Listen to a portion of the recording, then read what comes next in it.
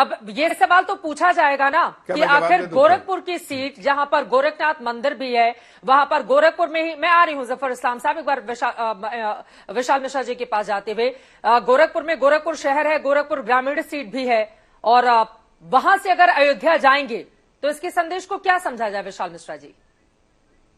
नहीं चित्रा जी, इसमें क्या बुराई है? आप बताइए। आज जिस तरीके से उत्तर प्रदेश में भारतीय जनता पार्टी ने हमें हमारी सांस्कृतिक धरोहर की पुनर्स्थापना की है, आज अगर अयोध्या में प्रभु श्री राम जी का भव्य मंदिर बन रहा है, तो और अगर मुख्यमंत्री योगी आदित्यनाथ महाराज जी वहां से चुनाव लड़ते हैं, तो आप बताइए इसमें गलत क्या है? होना भी चाहिए।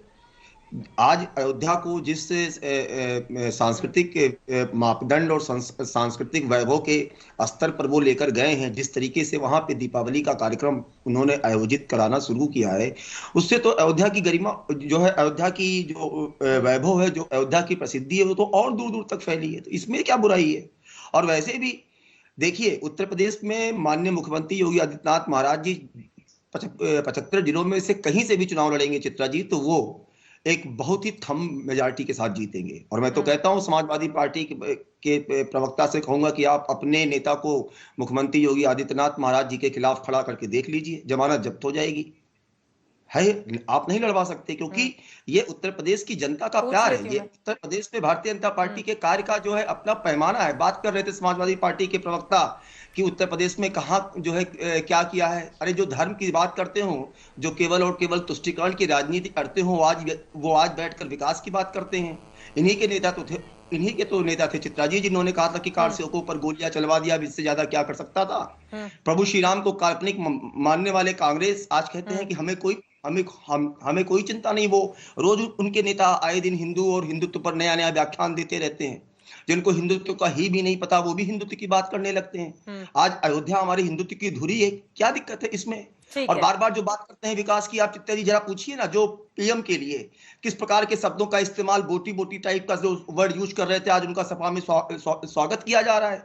अभी तक माफिया, गुंडा, भ्रष्टाचारियों का अभिषेक सिंह सोम जी, ठीक है, मैं सीधे पूछ लेती हूँ प्रधानमंत्री के लिए जिस नेता ने अब शब्दों का इस्तेमाल किया, उसको सपा ने अपनी साइकिल पर बिठा लिया। ठीक है, मैं पूछ लेती हूँ इस सवाल का जवाब।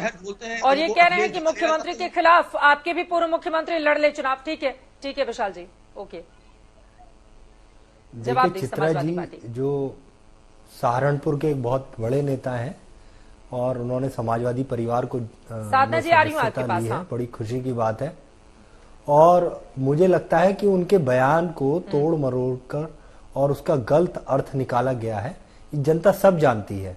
और उत्तर प्रदेश की जनता को विकास चाहिए, धर्म के ऊपर उनको राजनीति नहीं करनी है। वो हिंदू मुसलमान के उसमें बंटवारे में नहीं पड़ना चाहते हैं लोग, मंदिर मस्जिद में नहीं जाना चाहते, उसके ये विषय नहीं है। उनको चाहिए रोजगार चाहिए, उनको उनका बेहतर शिक्षा चाहिए, उनको बहुत अच्छी स्वास्थ्य सेवाएं चाहिए। साहब, आप जैसे भारतीय जनता पार्टी की जो विचारधारा है, ये कट्टरपंथी विचारधारा है, और इस तरह की विचारधारा को उत्तर प्रदेश की जनता कभी भी समर्थन नहीं करती है। और हम लोग तो समाजवादी लोग हैं, हम तो सभी धर्मों का सम्मान करते हैं। साथ में बोलेंगे, समझ में नहीं आएगा, प्लीज एक एक करके। विशाल जी उनकी बात हो जाए, विशाल जी उनकी बात हो जाए, आपकी आवाज साफ नहीं समझ में आ रही है। दोनों लोग साथ में बोलेंगे, समझ में नहीं आएगा। एक बार उनकी बात हो जाए, उसके बाद आप बोलेगा। अपनी बात अभिषेक जल्दी से खत्म कीजिए आप। लेकिन ये बात तो महत्वपूर्ण है ना। देखिए, हिंदुत्व की लहर पर सवार होकर 14 से लेकर 17 और 19 बीजेपी ने जिस तरह की जीत हासिल की है, आप उसको खारिज नहीं कर सकते। बार बार जिस हिंदुत्व को लेकर आप निशाना साधते हैं उनके ऊपर।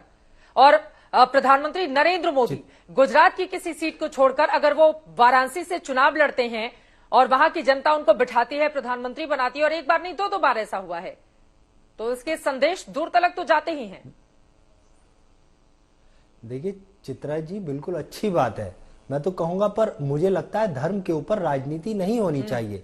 इस प्रदेश की जनता, देश की जनता को विकास चाहिए, उनको रोजगार चाहिए।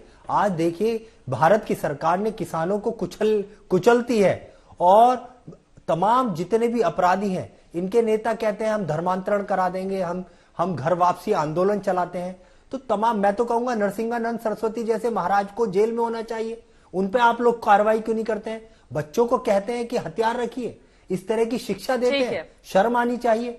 तो मुझे लगता है ये बदलाव हो रहा है राजनीति में, जफर इस्लाम बहुत साहब, बड़ा